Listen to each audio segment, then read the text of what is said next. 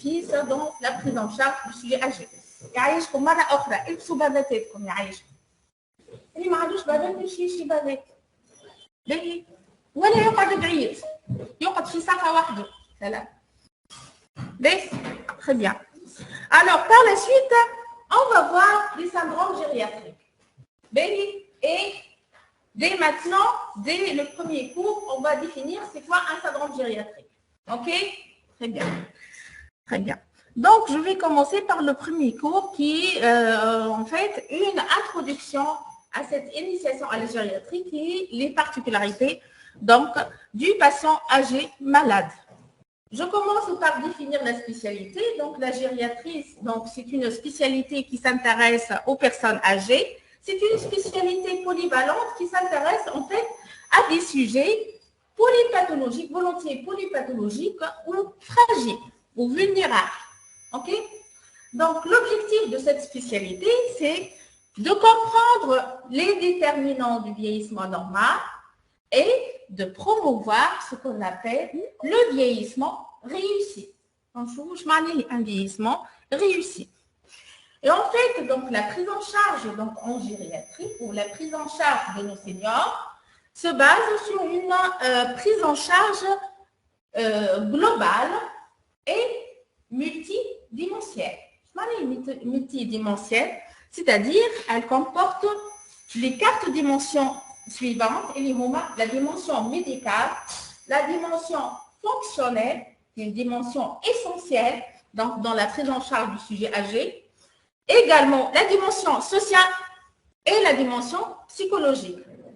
بافيتك يا بنتي مش كل واحد يقولوا بافيت يعيشكم راكم طباء راكم دي ميدسان دو فامي اذا كان لي ميدسان دو فامي نو بورت با دي بافيت ما يجيبوش معاهم بافيت شو نقولوا على الشعب يقولوا لي فدينا من الكورونا ولا زلنا الكل نحطوا اليد في اليد باش نقضيو عليها الكورونا دونك شويه صبر فهمتني كيفاش نلبسوا بافاتاتنا اي on doit faire l'exemple par rapport à la population مش احنا ما نلبسوش بافات شو نقولوا على نجار وحداد و اتسيتيرا باهي بربي اخر مره مش نقول الرمارك هذيا اخر مره امان ما نجمش نقص على الكور قداش من مره باش نقول سيت ميم رمارك يعطيكم الصحه امان انتم كبار وتفهموا يعني مش حاجه ما سمعتوش بها. Vous êtes en train donc de lutter contre cette pandémie. Vous êtes les premiers. Très bien. Donc, je reviens à notre cours. Donc, la prise en charge du sujet âgé, qui m'a chauffé, donc c'est une prise en charge qui doit être globale, comportant donc les différentes dimensions, que ce soit médicale, fonctionnelle, sociale et psychologique.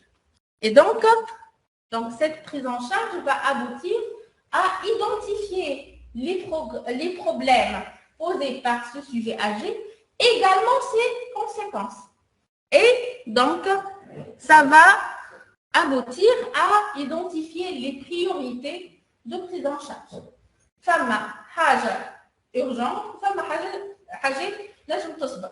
Il y a beaucoup de problèmes chez un seul sujet âgé, et donc, on doit connaître c'est quoi le problème, c'est quoi les conséquences de ce problème, et on doit faire l'hiérarchie donc des différents problèmes donc pour avoir une prise en charge adéquate. Est-ce que c'est clair? Très bien. Alors, je commence par définir quelques concepts qui sont essentiels. Alors, le premier concept, donc, c'est le vieillissement. Alors, d'après vous, c'est quoi le vieillissement? C'est quoi le vieillissement?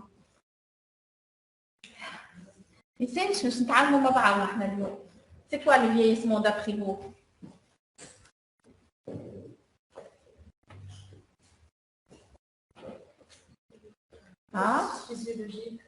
C'est un processus physiologique, c'est très bien. Bravo. Donc, le vieillissement, c'est un processus physiologique qui est dû à l'âge. Donc, c'est physiologique. OK? Donc, c'est pas pathologique. Donc, c'est très bien. Donc, en fait, le vieillissement, c'est l'ensemble de processus physiologiques et psychologiques qui modifient la structure et les fonctions de l'organisme avec l'avancée en âge. OK? Donc, en fait, c'est un processus qui est lent et progressif, au contraire des maladies. Donc, c'est totalement normal. C'est un phénomène qui est normal, c'est dû à l'avancée en âge. En fait, c'est la résultante d'effets intriqués de facteurs génétiques, donc ce qu'on appelle le vieillissement intrinsèque, et de facteurs environnementaux. Alors, comment on définit donc un sujet âgé? Quelle est la frontière d'âge, l'âge de quota? Donc, c'est 65 ans. Il y a beaucoup de définitions en romain. Comme on va se dire que c'est l'âge de retraite. Il y a 60 ans, après 62 ans. Mais on se réfère donc à la définition de l'OMS, l'Organisation mondiale de la santé, qui est un âge de 65 ans et plus. OK? Très bien. Alors, ce vieillissement, en fait, est associé à plusieurs effets sur l'organisme. Donc, il va y avoir une diminution des capacités fonctionnelles de l'organisme qui sont plus manifestes dans les situations qui mettent en jeu les réserves fonctionnelles. Toujours les situations qui mettent en jeu les réserves fonctionnelles. Une infection interférente. Quoi d'autre? Une chute. Une chute. Un traumatisme. Quoi d'autre? Donc, un effort important, un stress important. Chez un sujet âgé, un veuvage récent, le deuil ou le décès de quelqu'un qui est proche, donc c'est un stress pour un sujet âgé. OK? Donc, cette diminution donc, des réserves fonctionnelles va induire en fait une réduction des capacités de l'organisme à s'adapter aux situations d'agression. Alors, en fait, l'effet du vieillissement sur l'organisme est vraiment très variable. Dans notre vécu, on connaît beaucoup de sujets âgés. انتم كنتوا تذكروا وتعرفوا تشوفوا العباد اللي تعرفوهم فوق 65 سنه مش الكل كيف هكا ولا فما عباد دونك لاباس عليهم ومازالوا يخدموا في حاجات اخرى وسون اكتيف يفون لا مارش ايتترا وفما ناس اخرين شادين الفرج وفهمت au stade donc de dépendance. OK? Également donc le vieillissement donc il est très variable même d'un organe à un autre. Donc, ce qu'on appelle le vieillissement différentiel interorgane. Donc, là, je me pose vieillissement durable, un patient est plus accéléré que le vieillissement cardiaque. Donc, on a une insuffisance rénale. Au contraire, la fonction rénale est correcte, mais on va retrouver un vieillissement cardiaque, une tendance vers l'insuffisance cardiaque. Donc, à un âge égal, l'altération des fonctions données varie fortement d'un individu âgé à l'autre, ce qu'on appelle le vieillissement inter-individuel.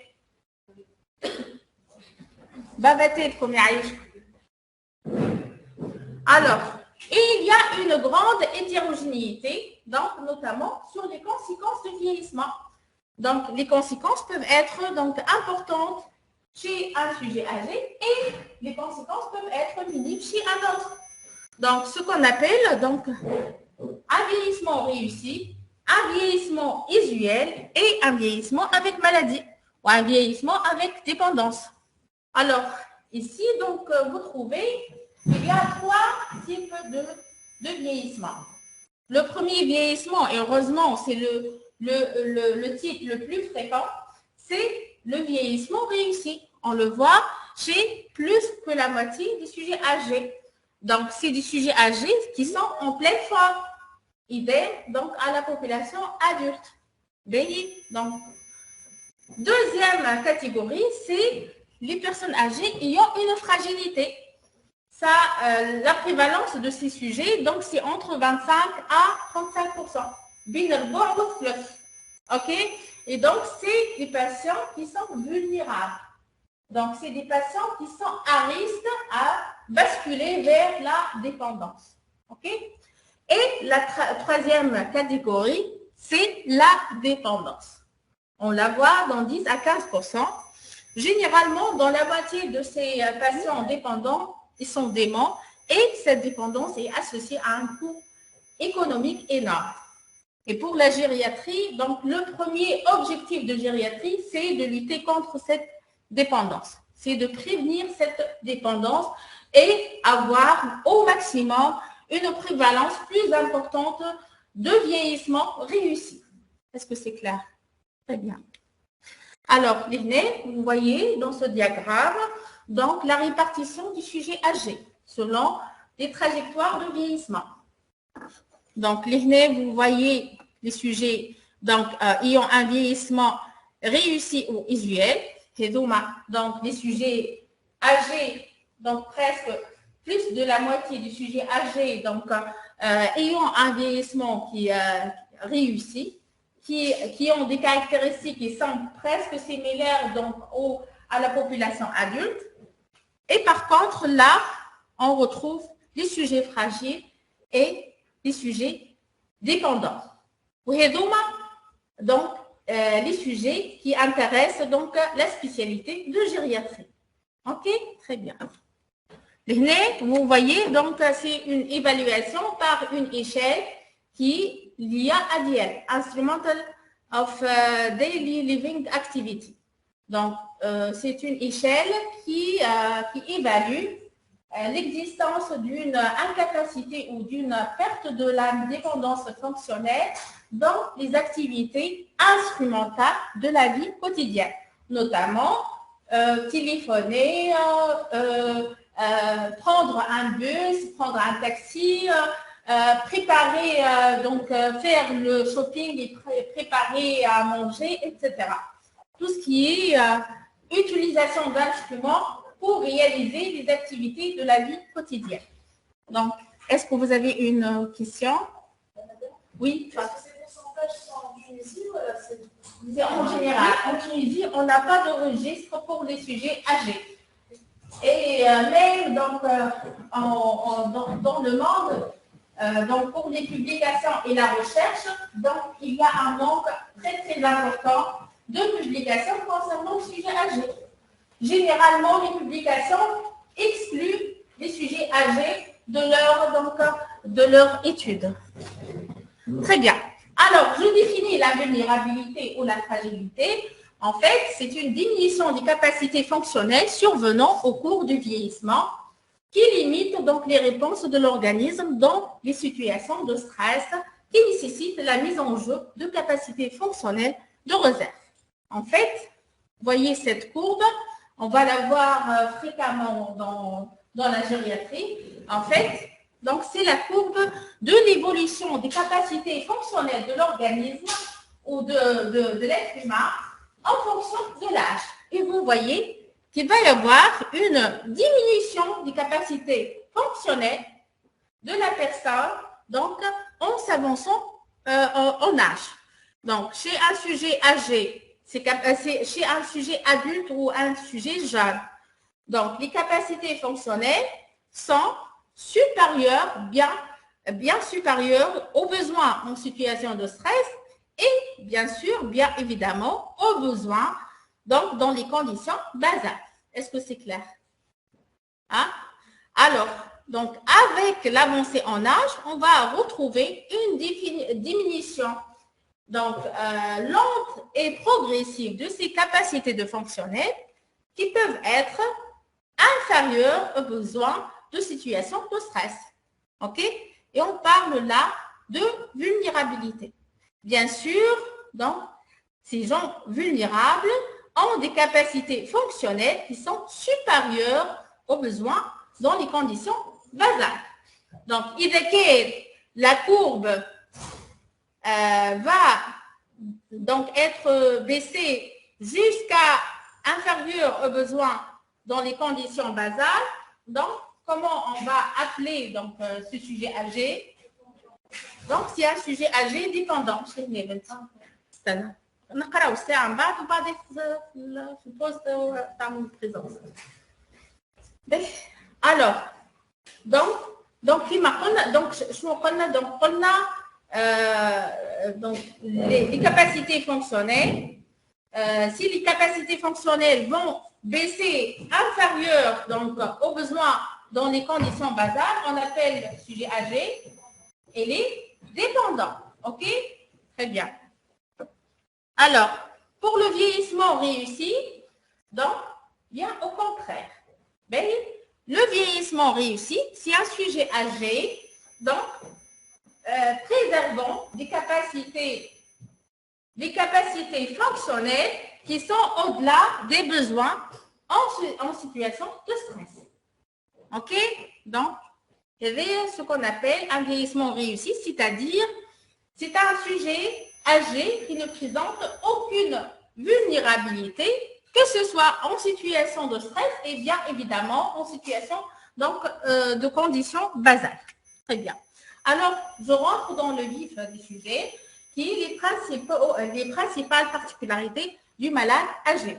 En fait, il y a 6 donc, particularités. La première particularité, c'est l'intrication du vieillissement et les maladies. Deuxième particularité, c'est la fréquence de la polypathologie et la polymédication. Troisième particularité, c'est les syndromes gériatriques. Quatrième particularité, c'est les modifications de l'expression clinique des maladies. Cinquième particularité, c'est le retentissement psychologique du vieillissement. Et enfin, le risque élevé de dépendance. Donc, je commence par la première particularité qui est l'intrication de vieillissement et des maladies. En fait, certaines maladies ou syndromes dont la fréquence donc, va augmenter avec l'âge sont longtemps donc, confondues avec l'expression du vieillissement, notamment maladie d'Alzheimer à début tardif et le vieillissement cérébral. Donc, longtemps, dans nos croyances, on trouve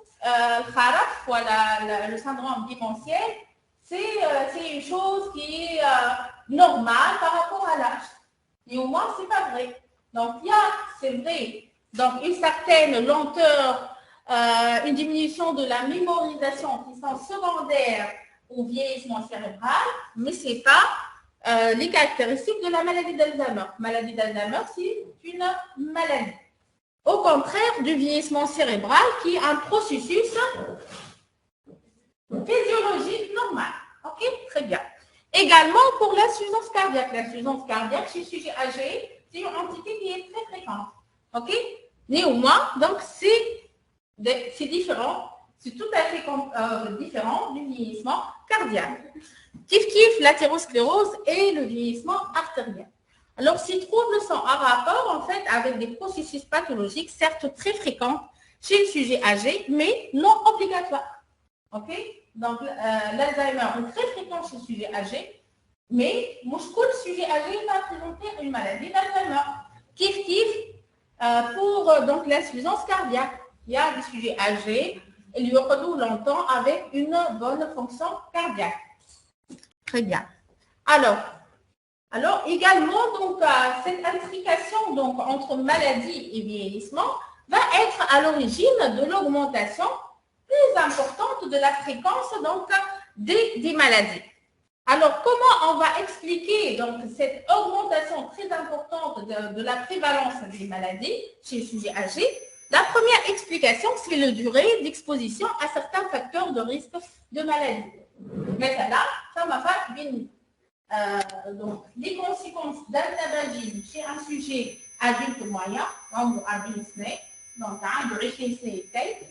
ou bien les conséquences donc, de l'exposition à un facteur de risque donc prolongé dans le temps. كيف من يعمر 20 سنة وهو عمره 8 سنين.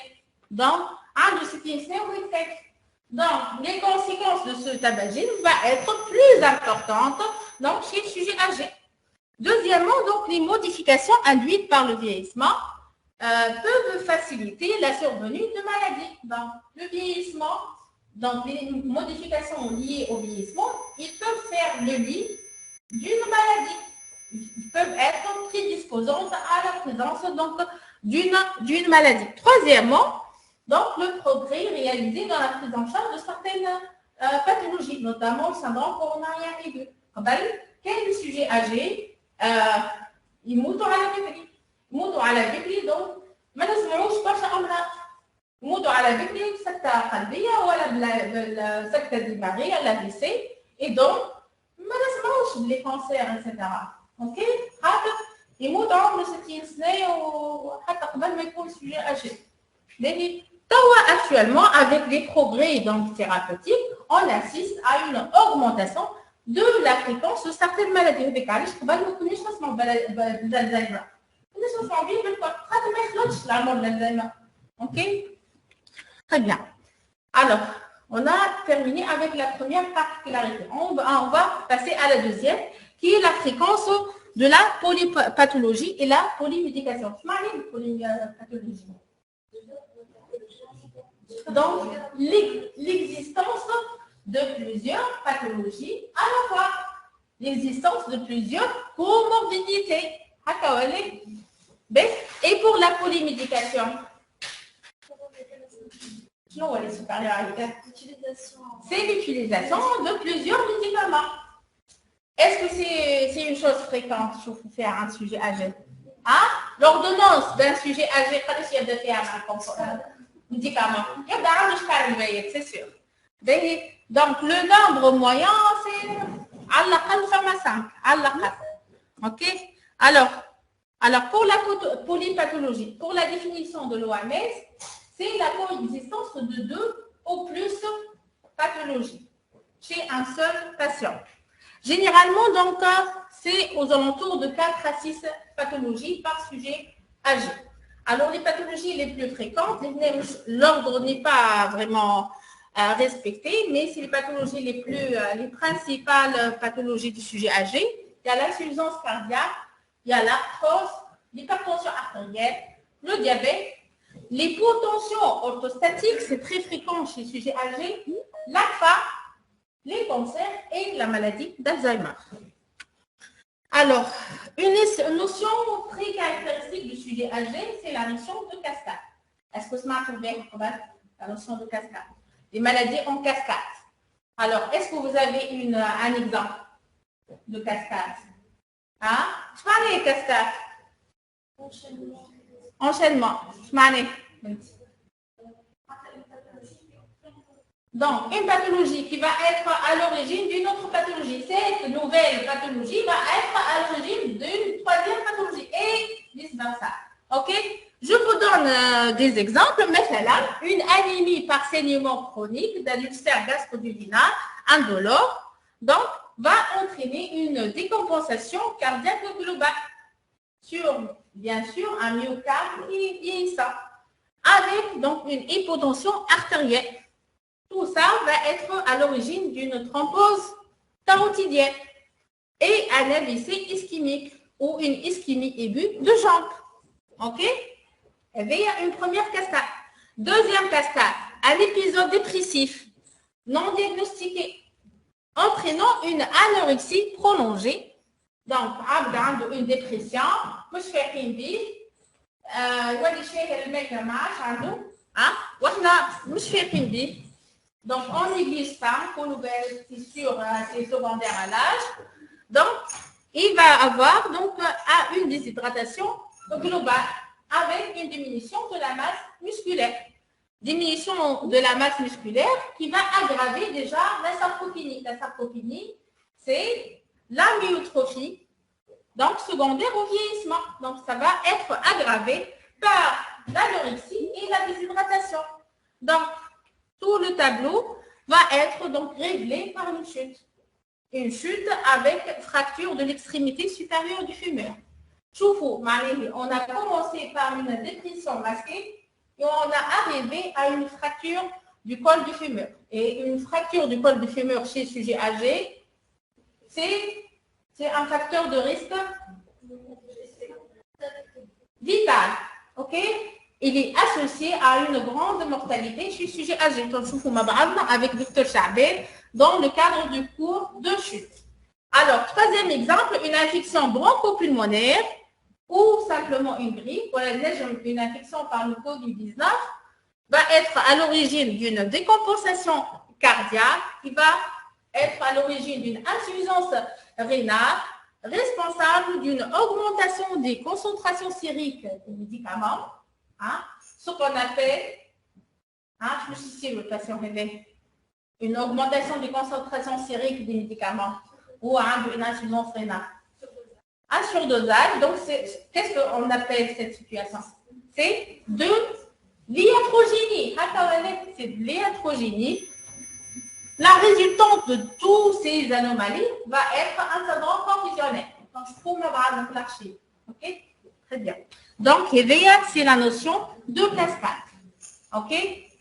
Cette notion de cascade, donc aggrave la situation de la polypathologie. Alors, le sujet âgé, il n'a pas une seule pathologie qui peut avoir une cascade. Il a une multitude de pathologies. OK? Et chez le sujet âgé, c'est toujours multifactoriel et c'est toujours intriqué. OK? Alors, la polypathologie également va compliquer l'interprétation donc, des symptômes inhabituels. Donc, مثلا, la survenue d'une douleur aiguë chez un patient douloureux chronique. هو ديما عنده une gonalgie, عنده douleur au niveau des genoux, hein? Il peut de présenter une arthrite, une synovite. Alors, comment faire la part entre tout ce qui est chronique et aigu? C'est vraiment difficile. OK? C'est vraiment difficile. Donc, ça fait partie donc, de la complexité donc, du tableau clinique chez les sujets âgés. Également, donc, une confusion mentale et une majoration donc, des troubles cognitifs chez un patient qui est dément. On va faire la part d'un sujet âgé qui présente une confusion mentale ou bien un sujet âgé déjà dément et qui présente une aggravation de sa symptomatologie. OK? Troisième exemple, donc, l'existence de douleurs abdominales chez un sujet âgé souffrant de façon chronique d'une constipation chronique. Donc, en fait, la distinction entre les deux est vraiment très, très difficile et ça nécessite une grande expérience. Mais, alors, on a donc polypathologie et qui dit polypathologie dit forcément donc une polymédication. Donc, et qui dit polymédication dit iatrogénie. J'attire votre attention que chez le sujet âgé, il y a beaucoup de notions de nomadisme médical. Je le nomadisme médical. معناه الطبيب هذايا ما تحكيش مليح ما عجبنيش الطبيب هذايا خذيت لوردونونس شريت الشكاره نتاع الطبيب تاعو هو نمشي للطبيب الاخر وانا في الشكاره اللي يعطيها لي الطبيب الاولاني فما زوز هذوما عجبوني هذوما مش نكمل ما نخلوش نبطل عليهم تعدى الطبيب الاخر ما نقولوش اللي هو عدى على الطبيب الاولاني خاطر مش يتغشش بيان سور نقولوا علاش جيتني اوكي ما نقولوش ياخذ شكاره جديده فهمت 3 شكاره جديده عجبوه يزيدوا عليها فهمت etc., etc. Et bienvenue. Donc, la polymédication est bien évidemment iatrogénie. OK?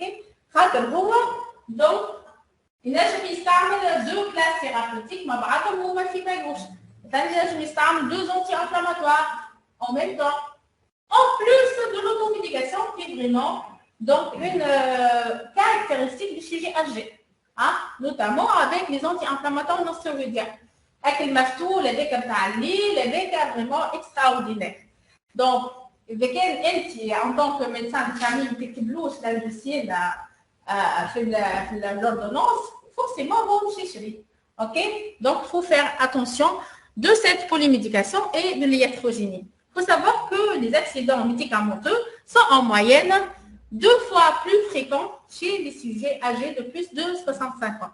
Et ces problèmes sont plus graves.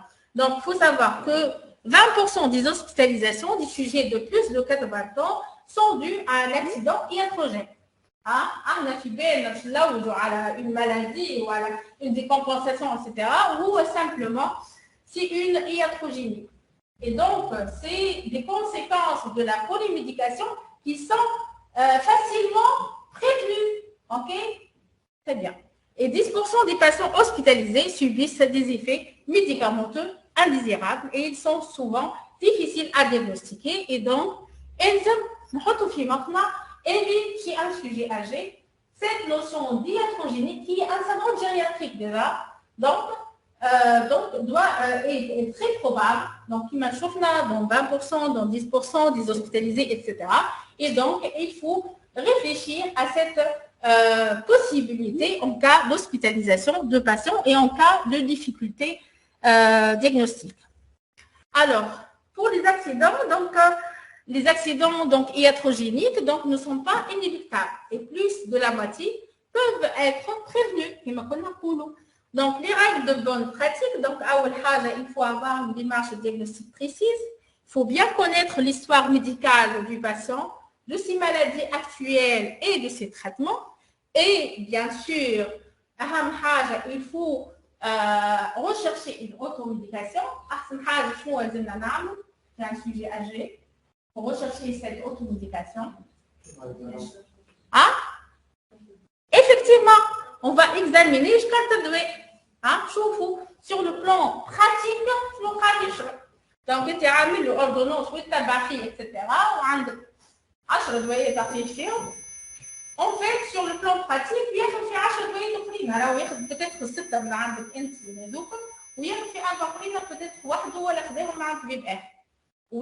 c'est le rôle du médecin gériatre.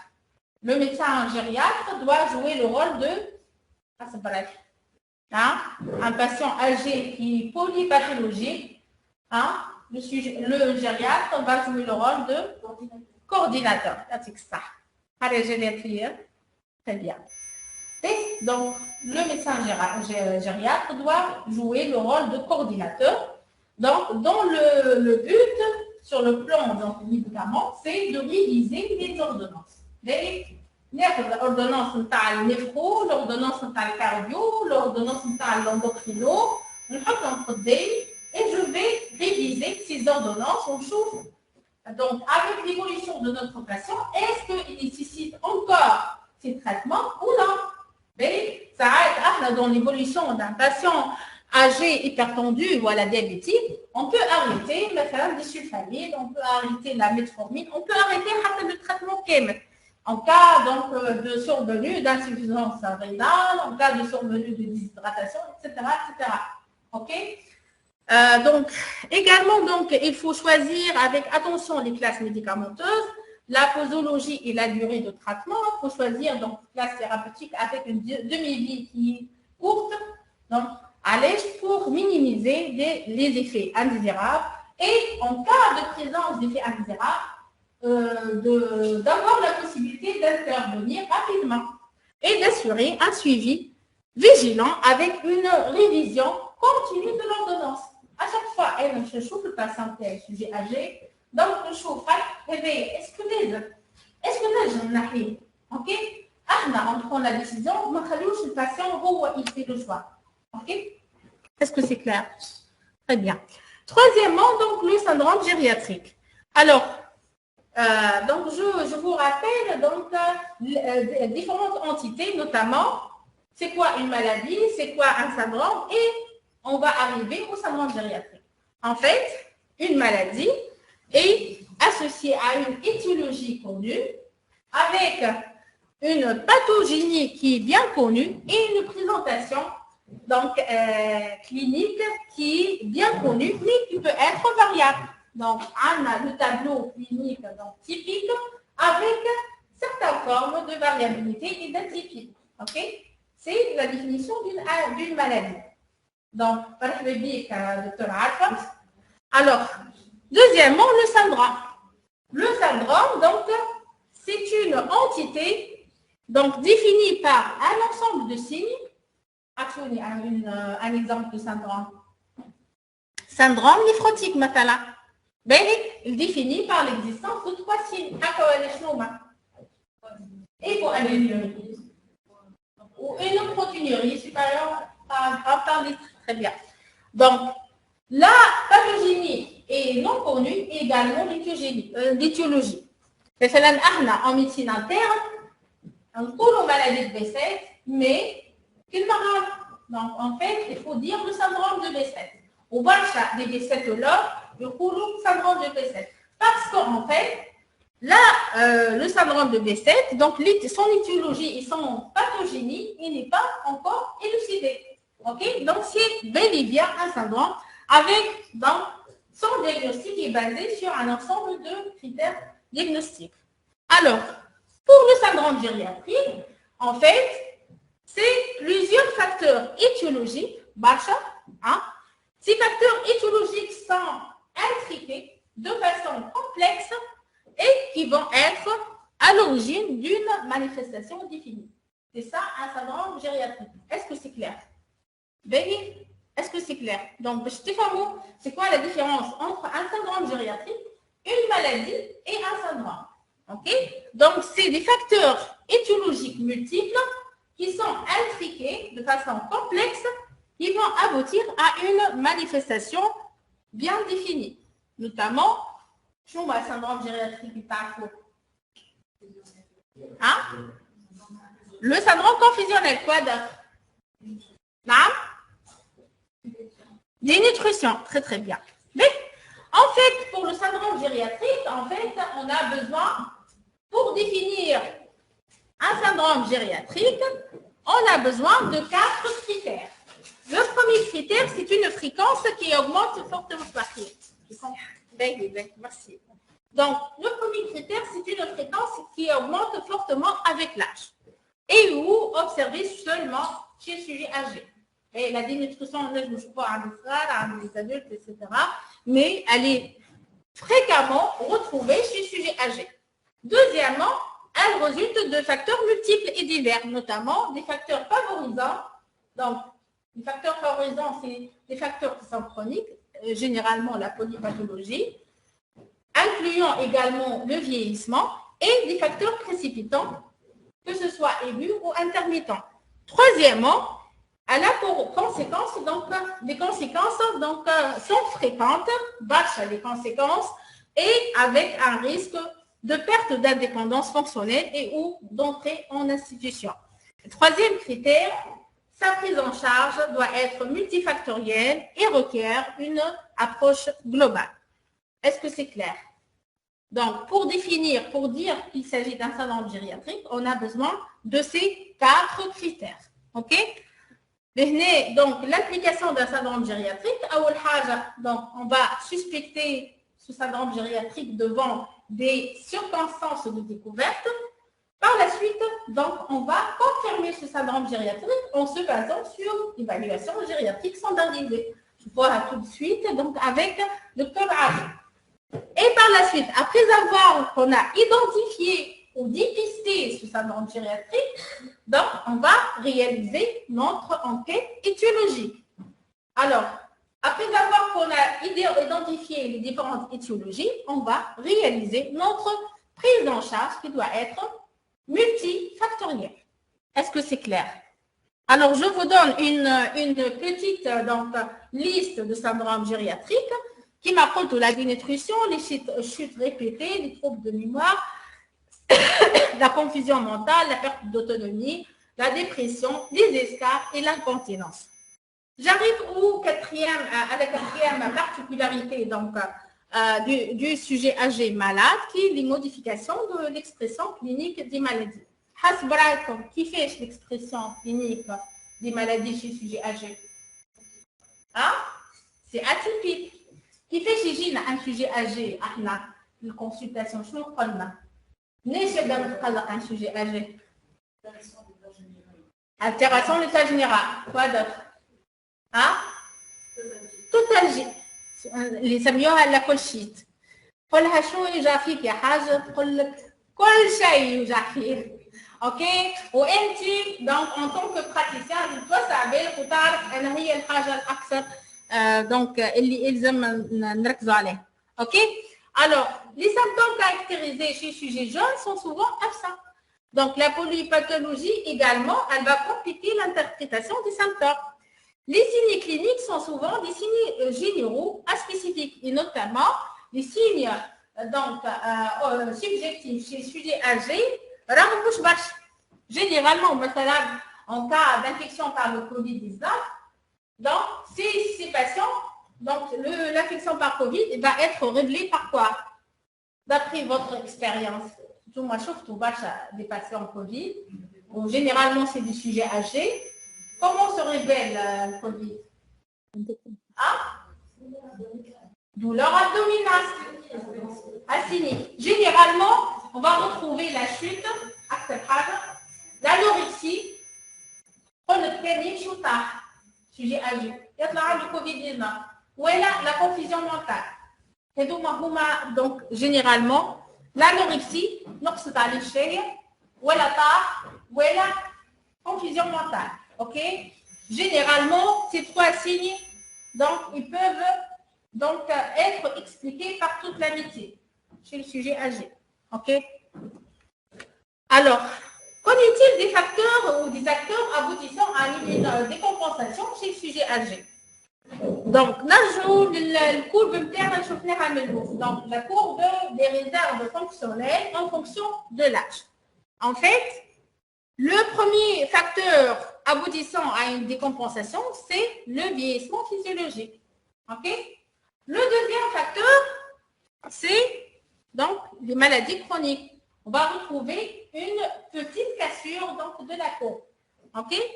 Et en fait, suite à un facteur aigu de décompensation, facteur aigu, là je me compte un changement de domicile, un veuvage récent, un décès, une petite anémie, hein, une infection pulmonaire, une grippe.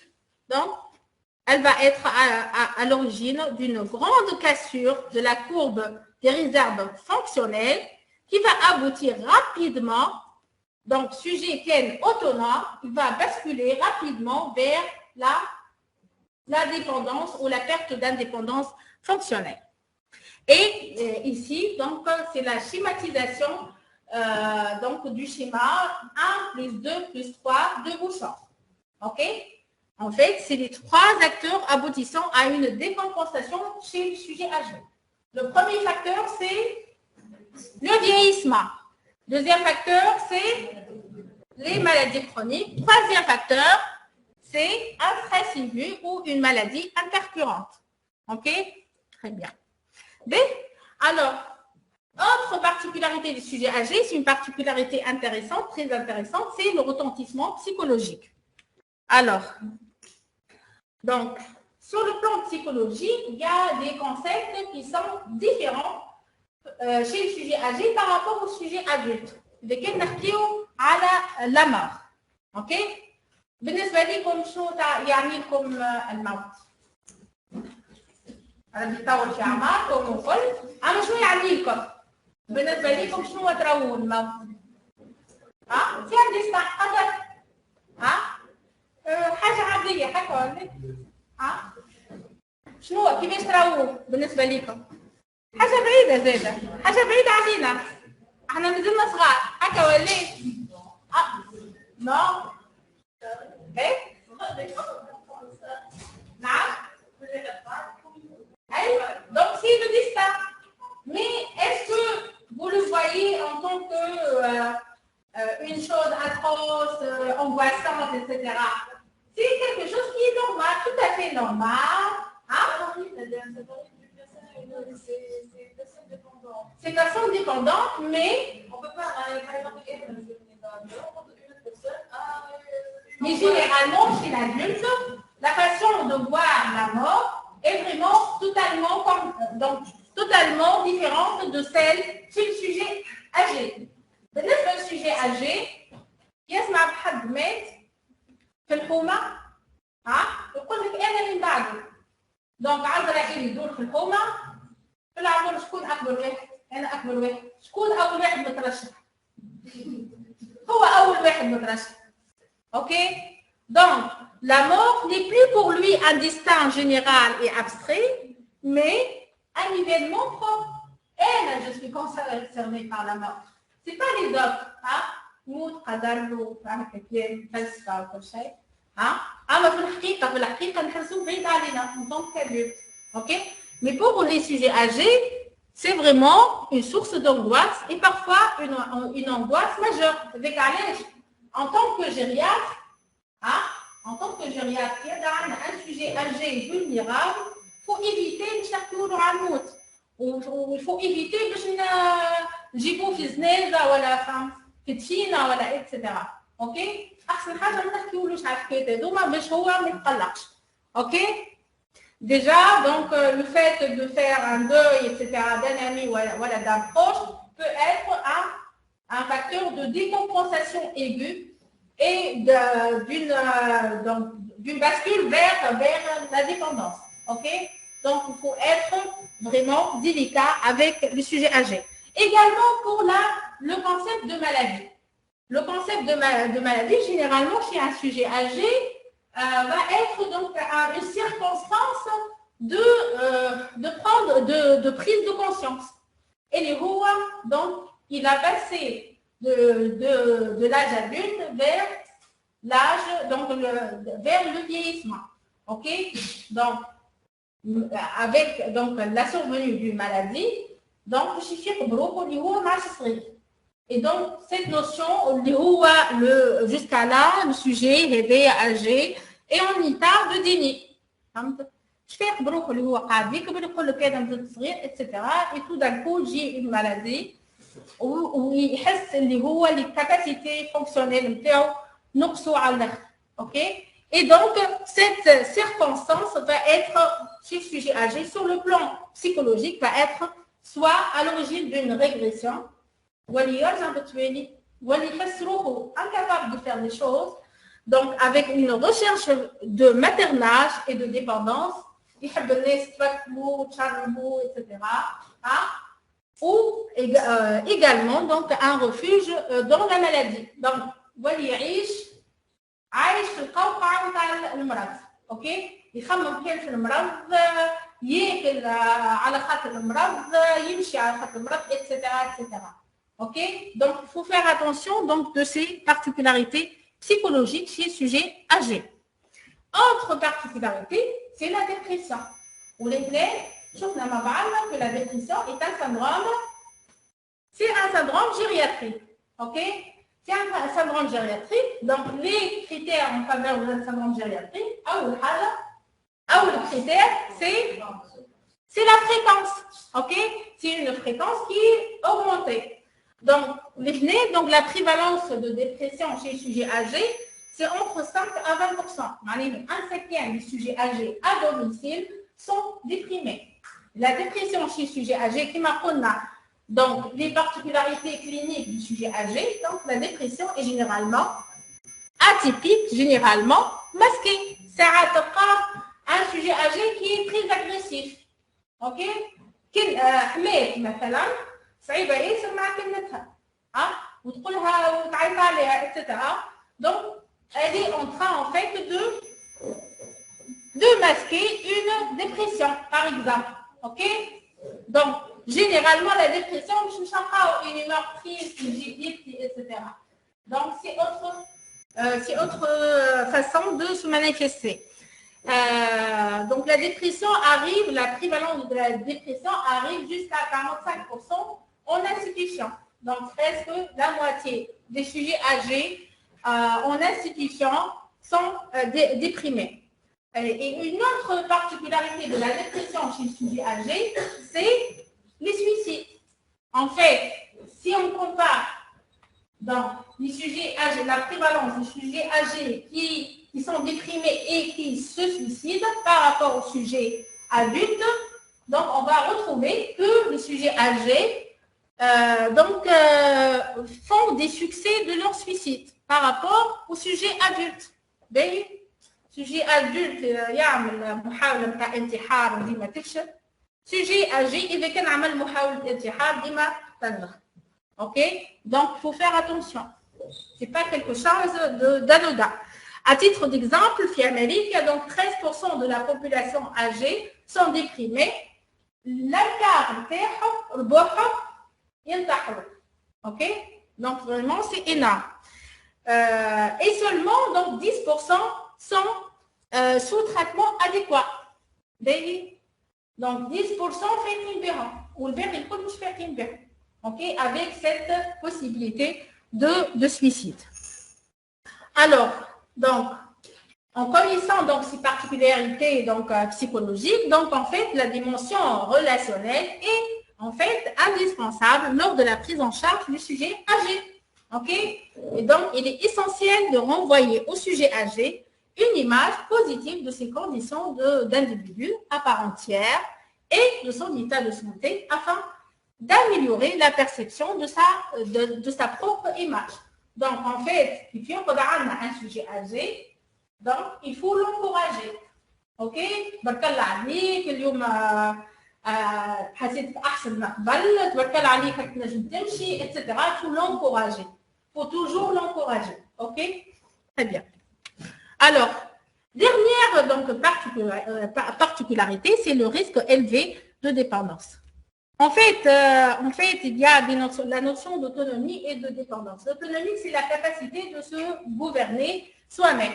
Donc, l'autonomie, c'est tout ce qui est vouloir. Donc, capacité de jugement, de décision, de prendre des décisions, etc. Pour la dépendance, c'est tout ce qui est pouvoir. C'est tout ce qui est fonctionnel. OK?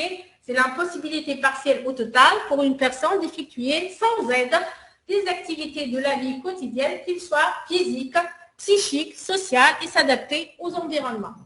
En fait, en gériatrie, c'est la perte d'indépendance fonctionnelle. À la dépendance, on la prend à tort, on la confond avec la dépendance addictologique. OK? On addicto. Donc, la dépendance, là, je trouve une dépendance au tabac, مثلا. OK? Et donc, le véritable syndrome gériatrique, c'est la perte d'indépendance fonctionnelle. Et donc, cette perte d'indépendance fonctionnelle donc, est très associée donc, au vieillissement.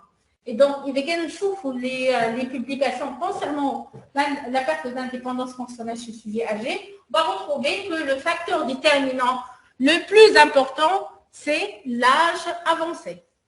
OK? Et ceci est la conséquence donc, de l'association du facteur de vieillissement, des maladies donc, chroniques incapacitantes et des facteurs de stress.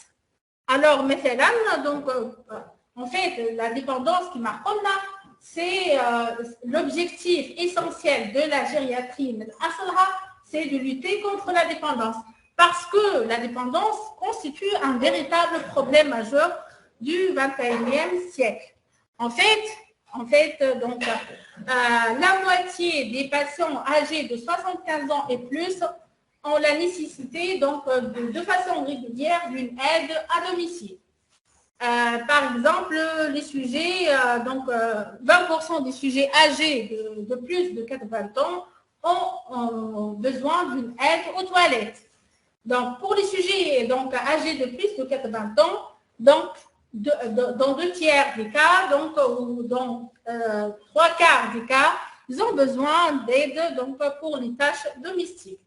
Et j'attire votre attention que ces sujets âgés sont généralement, ils ont donc un revenu le plus bas. OK? Et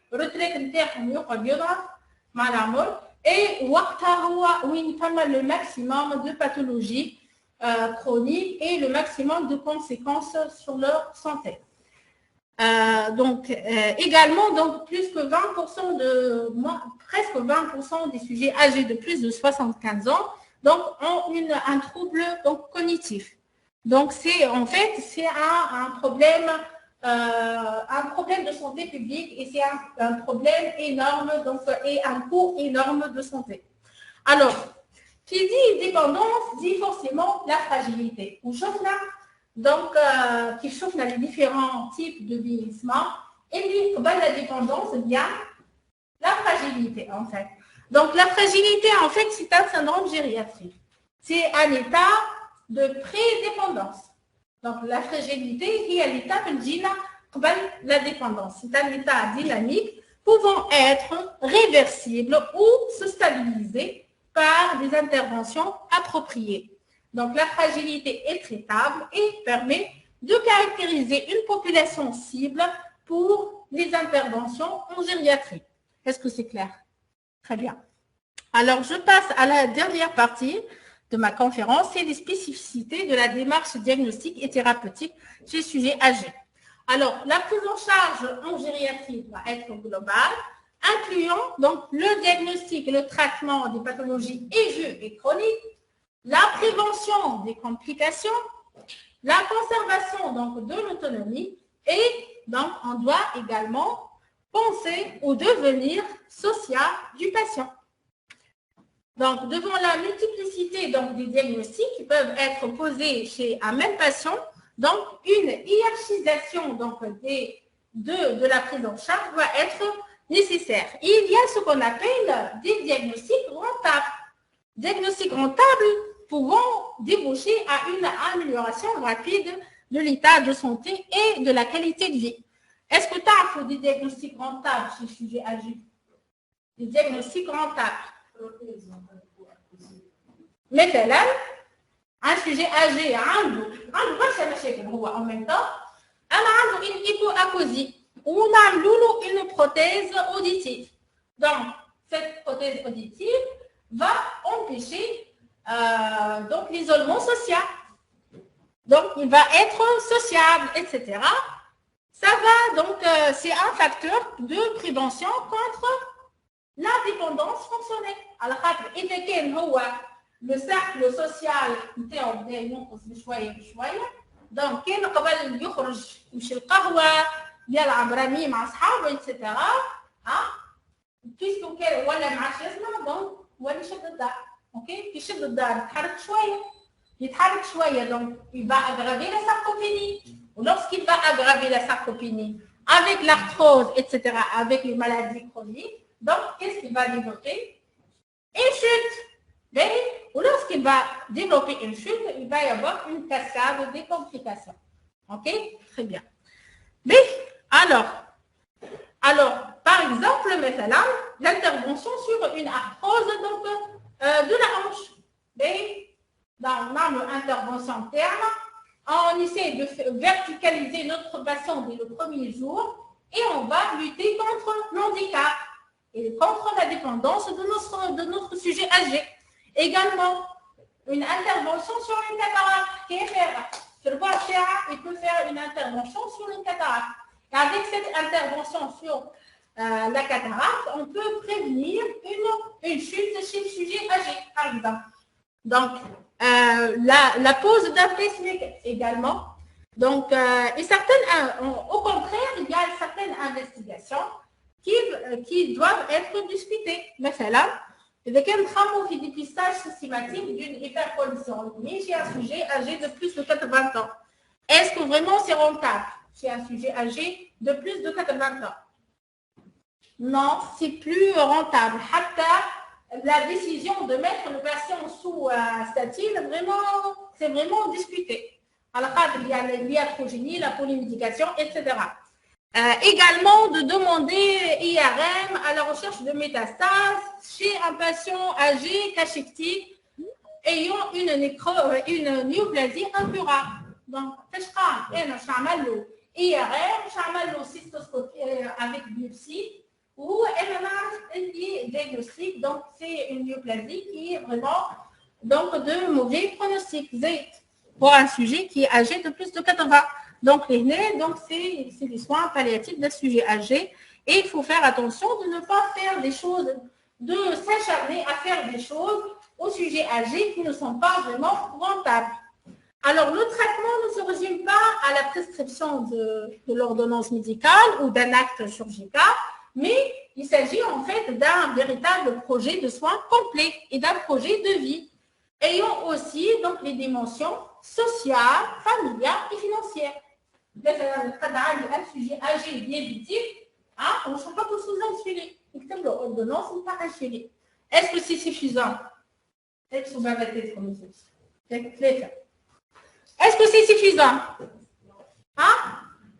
Et bien, un patient réveille, donc il faut faire l'éducation thérapeutique, mais il faut voir le niveau socio-économique de ce sujet âgé. Alors, il y a des choses sous insuline.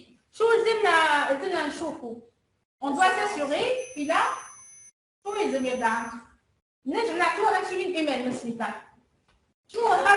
Un glucomètre.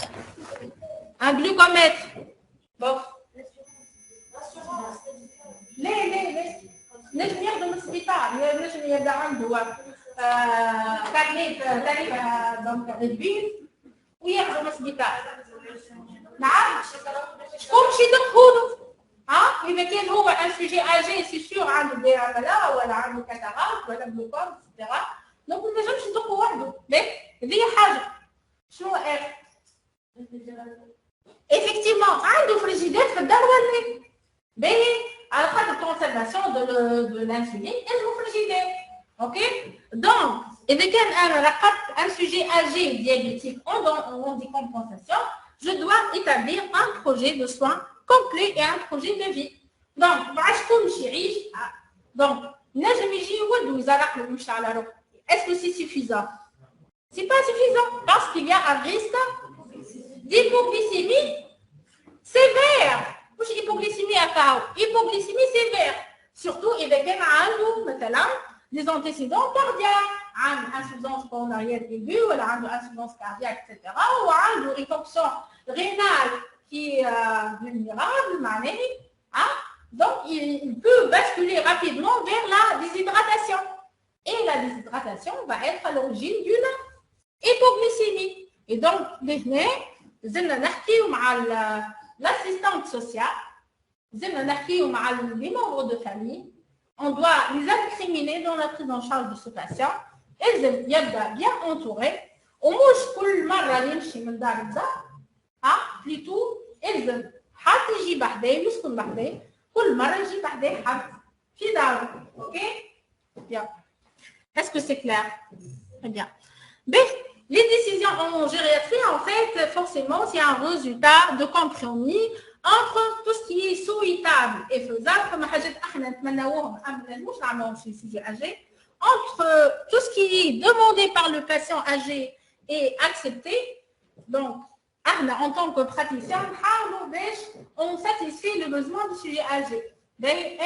En tant qu'interniste, je me rappelle le patient âgé pour exploration d'un syndrome inflammatoire biologique. Mais le sujet âgé, il s'en fout pas mal du syndrome inflammatoire biologique. Il aime pas trop acter l'atteinte articulaire. Donc, je commence par soulager l'atteinte articulaire du sujet âgé et je termine par faire mes explorations pour le syndrome inflammatoire biologique. Est-ce que c'est clair? OK? Et également la décision donc, en gériatrie et entre tout ce qui est raisonnable et tout ce qui ne l'est pas. Donc, il y a toujours également une dimension éthique dans la démarche médicale en gériatrie. Donc, l'évaluation de l'état de santé de base, notamment l'évaluation gériatrique standardisée, je ne sais pas, ma docteur, tout à l'heure, est vraiment indispensable pour l'approche préventive. En fait, dans cette évaluation gériatrique standardisée, va nous permettre d'identifier les patients présentant des fragilités. OK?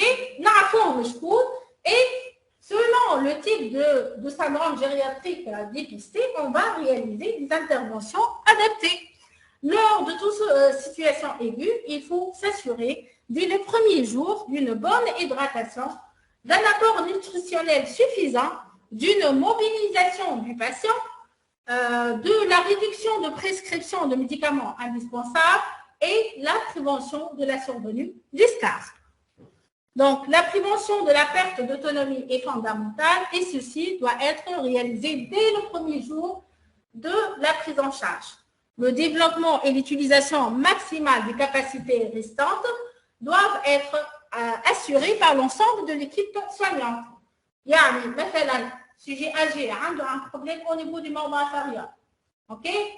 On doit l'encourager à faire des mouvements avec les membres supérieurs. مثلا كما تشوف في التصويره هنا مثلا un club de dessin pour les sujets âgés. ولا مثلا donc la réalisation d'une activité physique, si possible pour les sujets âgés. Alors, un soutien psychologique du patient doit être systématiquement associé, notamment pour prévenir la régression, dans ses fonctions, pour l'aide au travail de deuil de fonctions perdues. Maintenant, il y a un sujet âgé, il a perdu une fonction, il faut donc réaliser une psychothérapie pour accepter donc, et pour faire le deuil de la fonction perdue et le développement d'activités de compensation. C'est quoi le but de développer une activité de compensation? Hein? Le fait de réaliser une activité de compensation a pour but de stopper ou lutter contre le handicap. Ok? Mais مثلا باش تطيب ما تنجمش تقشر البطاطا ما نعرفش بالانسترومون الاستونسيل هذيا دونك نجم نعاونوها تستعمل حاجه اخرى. Donc, elle va compenser cette déficience par une autre fonction. Et enfin, elle va réaliser son activité quotidienne. Donc, l'aînée, lorsqu'elle réalise son activité quotidienne, on ne parle plus d'handicap. Faites pas? Très bien. Donc, la prise en charge sociale, donc en fait, le mode de vie du patient et son environnement doivent être déterminés afin d'évaluer ses besoins et de mettre en œuvre les aides nécessaires. La prise en charge donc, gériatrique repose sur l'intervention coordonnée de toute une équipe associant en fait médecins, infirmiers, aides-soignants, masseurs kinésithérapeutes, ergothérapeutes pour évaluer l'environnement du sujet âgé, lequel هو يسكن في دار فيها دروج فيها ثم زربيه مطويه مثلا نجم يعثر فيها ثم عتب etc. Faut faire attention. C'est l'affaire de l'ergothérapeute pour aménager l'environnement du sujet âgé, l'assistant social, le diététicien et le psychologue. Donc, c'est une prise en charge multidimensionnelle et qui inclut plusieurs spécialités à la fois.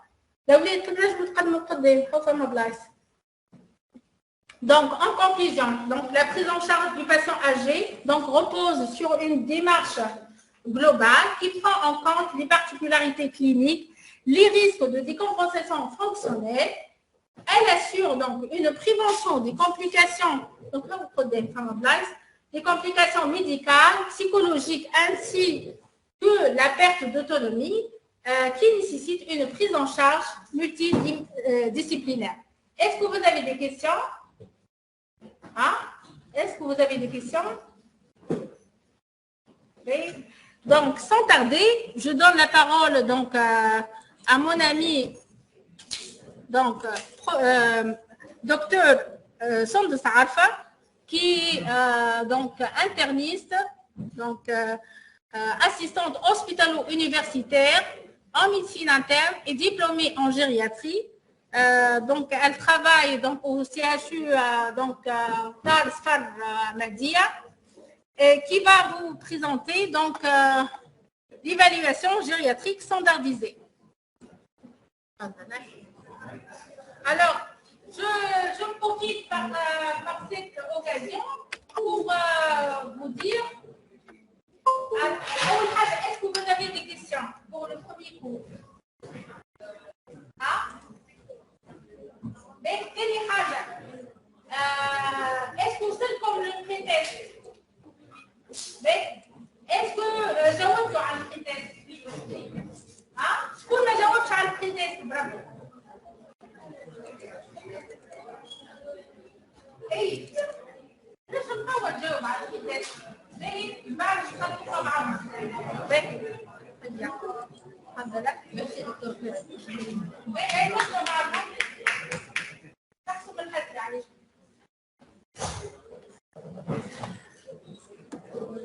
Donc, merci, Dr. Claire.